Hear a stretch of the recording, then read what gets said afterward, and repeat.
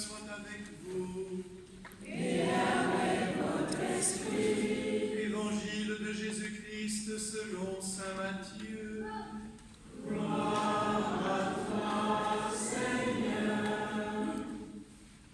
En ces jours-là, paraît Jean le Baptiste, qui proclame dans le désert de Judée: Convertissez-vous, car le royaume des cieux est tout proche. Jean-Baptiste est celui que désignait la parole prononcée par le prophète Isaïe. Voix de celui qui crie dans le désert: préparez le chemin du Seigneur, rendez droit ses sentiers. Lui, Jean-Baptiste, portait un vêtement de poil de chameau et une ceinture de cuir autour des reins.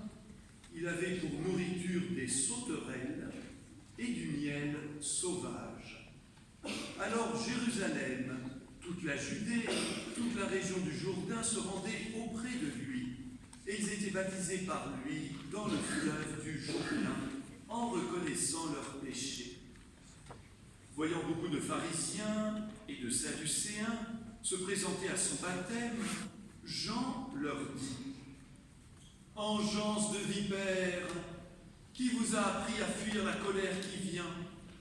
Produisez donc un fruit digne de la conversion.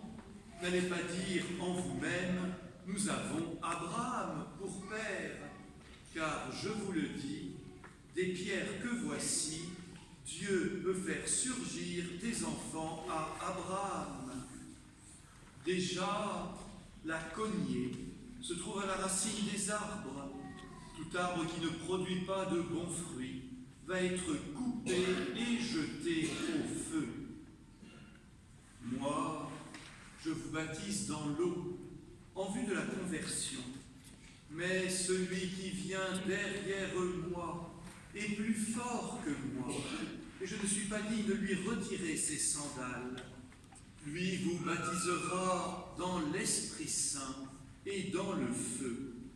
Il tient dans sa main la pelle à vanner. Il va nettoyer son aire et battre le blé. Il y amassera son grain dans le grenier. Quant à la paille, il la brûlera au feu qui ne s'éteint pas. Acclamons la parole de Dieu. Louange à toi, Seigneur Jésus.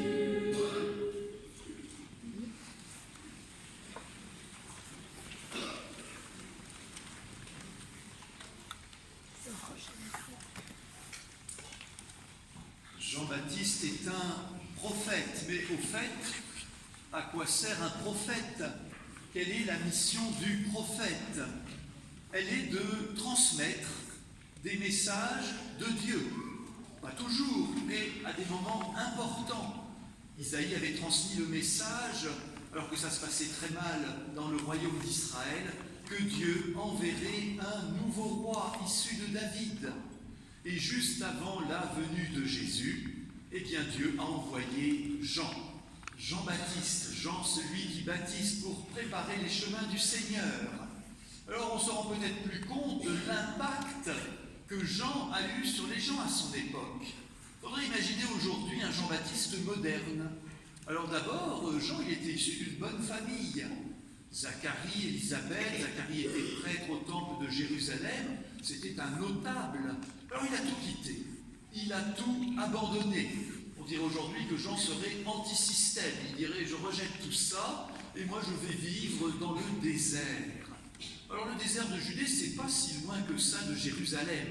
Aujourd'hui, Jean le Baptiste irait en Corrèze, sur le plateau du Larzac, il irait avec les zadistes, il dirait moi je ne veux pas vivre comme les autres. Alors il n'aurait peut-être pas une tenue en poil de chameau, aujourd'hui je ne sais pas comment il ferait, voilà, peut-être en poil de mouton. Dans tous les cas, il ne s'habillerait pas avec des trucs qui viennent de Chine, faits par des ouvriers payés à coups de lance-pierre. Il dirait non, moi je suis écolo, je m'habille avec ce que je trouve sur place. Et même, vous voyez qu'il mange très bio. Il mange quoi? Des sauterelles et du miel sauvage, ça c'est super bio, zéro produit chimique. Mais là n'est pas l'important. Il se met en dehors du système pour annoncer qu'il faut préparer les chemins du Seigneur et que c'est maintenant. Et c'est pour ça que nous, frères et sœurs, nous l'écoutons avant Noël. Parce que si on veut accueillir à nouveau le Seigneur, il va falloir quand même qu'on se bouge un peu et que nous acceptions de nous convertir. Alors convertir, ça ne veut pas dire changer de religion ici. Convertir, ça veut dire changer son cœur pour le tourner vers Dieu. Alors ce qui est extraordinaire, c'est que Jean-Baptiste avait une telle personnalité, une telle force, un tel élan, que beaucoup de gens l'ont entendu et sont venus au désert. Il y a même ce qu'on appelle des pharisiens, qui après vont avoir beaucoup de problèmes avec Jésus, qui viennent et qui acceptent de recevoir donc ce baptême dans le fleuve, se trempent dans l'eau pour dire, voilà, on veut enlever nos péchés. Là, ils ne sont pas bien accueillis par Jean. Engeance de vipère, qui vous a dit de faire ce geste sans vraiment changer votre cœur? Vous dites que vous êtes fils d'Abraham, mais même des pierres, Dieu peut faire des fils à Abraham. Oh, vous voyez, ces pharisiens, ils venaient un peu au désert comme ça, c'était la promenade du dimanche. Voilà, ils trouvaient ça intéressant. Mais il n'y avait pas de conversion. Frères et sœurs, n'allons pas à la messe comme les pharisiens allaient au baptême de Jean, juste pour s'occuper un peu le dimanche.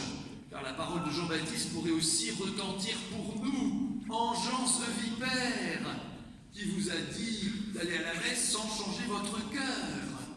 Voyez, le prophète révèle la vérité qui est au fond de nos cœurs. On ne peut pas se dissimuler devant lui. Alors Jean, il faisait déjà le baptême.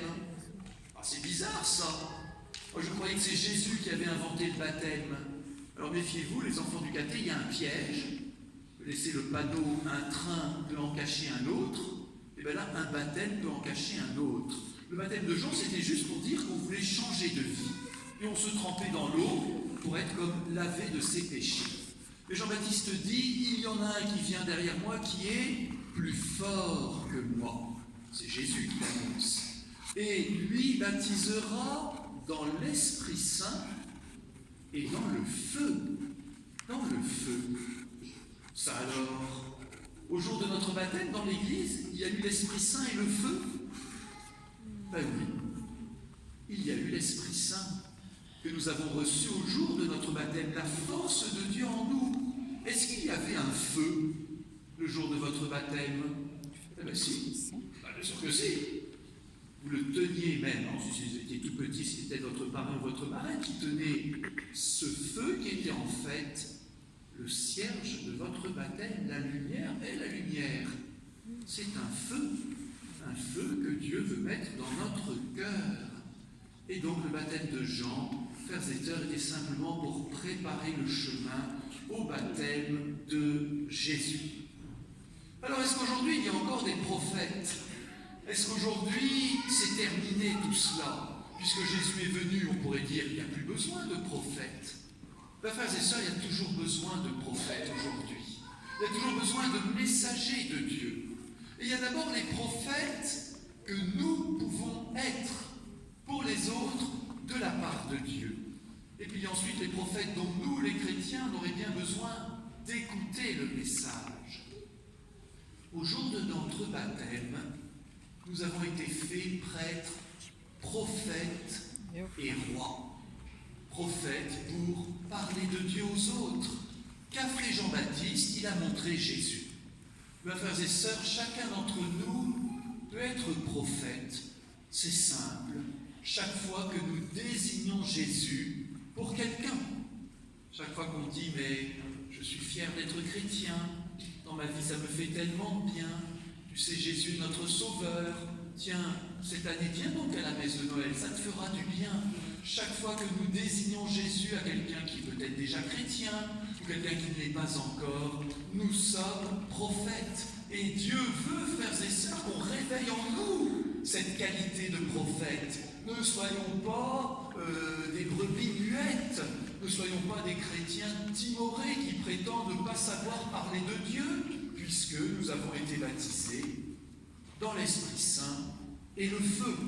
Et l'Esprit Saint nous permet de témoigner de Jésus. Donc aujourd'hui, c'est un appel de Dieu pour qu'on redécouvre, frères et sœurs, notre mission de prophète.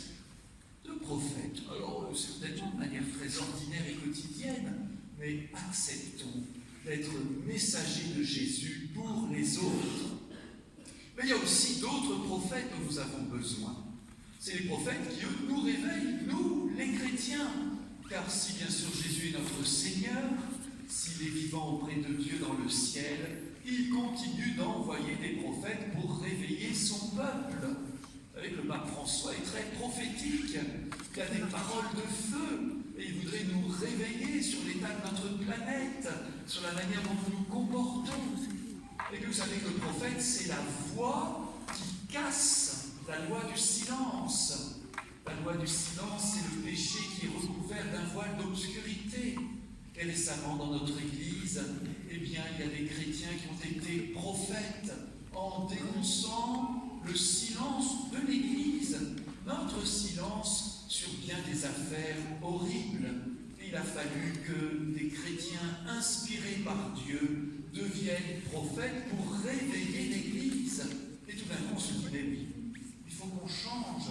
On ne peut plus continuer à couvrir par la loi du silence des crimes affreux qui ont été commis dans notre Église. Nous devons bouger, changer. Dieu envoie des prophètes. Alors pour terminer, je voudrais vous donner 3 petits conseils pour qu'on essaye de vivre cette dimension prophétique dans notre vie, dans les semaines qui viennent, juste avant Noël. La première, vous l'avez compris, c'est d'accepter d'être nous-mêmes prophètes.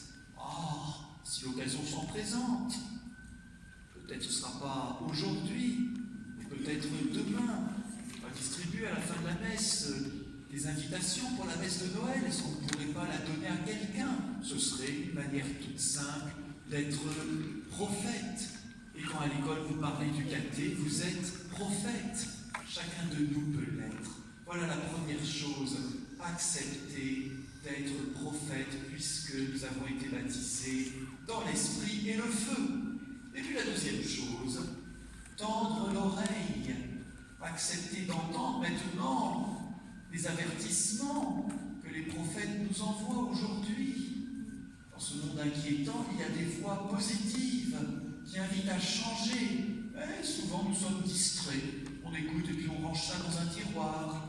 Pape François nous dit, il faut changer notre manière de consommer, il faut changer notre manière de considérer cette planète comme juste un réservoir pour tous nos appétits. Alors on écoute rapidement, puis on range ça dans un tiroir. Seigneur, donne-nous d'écouter attentivement les messages et les avertissements des prophètes d'aujourd'hui, que ça travaille notre cœur. Voilà le deuxième conseil, tendre l'oreille pour écouter la voix des prophètes modernes. Et puis le troisième conseil, nous l'avons entendu dans la deuxième lecture, saint Paul nous dit que la parole de Dieu, l'Écriture sainte, la Bible est une source énorme d'espérance, de réconfort et d'encouragement. Alors frères et sœurs, les paroles des prophètes se trouvent aussi dans la Bible. Consacrons plus de temps à relire la parole de Dieu. Un jour, un curé a eu une très mauvaise idée. Il a dit, je vais faire un test à la sortie de la messe. Et il a dit au servant de messe, voilà, vous irez interroger les paroissiens et vous demandez à chacun, poliment bien sûr, est-ce que vous vous souvenez de quoi parlait l'Évangile? Juste cette question, à la fin de la messe, pas maintenant. Ben, la moitié des paroissiens ne savaient plus. Ça parlait, je me souviens plus. L'autre moitié se souvenait un peu. Voilà, c'est comme ça. Il y a tellement de paroles, c'est dur à retenir. Frères et sœurs, si on vous donne le lien avec les textes de la messe, c'est éventuellement pour relire cette parole de Dieu chez vous. Peut-être pas tout, si c'est trop long pour vous, mais au moins l'Évangile, pour que la parole de Dieu ne file pas directement dans les oublis, dans les trous de notre mémoire. Vous voyez, frères et sœurs, la parole de Dieu est précieuse, recueillons-la, relisons-la, méditons-la, et ainsi la voix de Jean-Baptiste retentira en nous et préparera notre cœur à accueillir Jésus à Noël. Amen. Amen.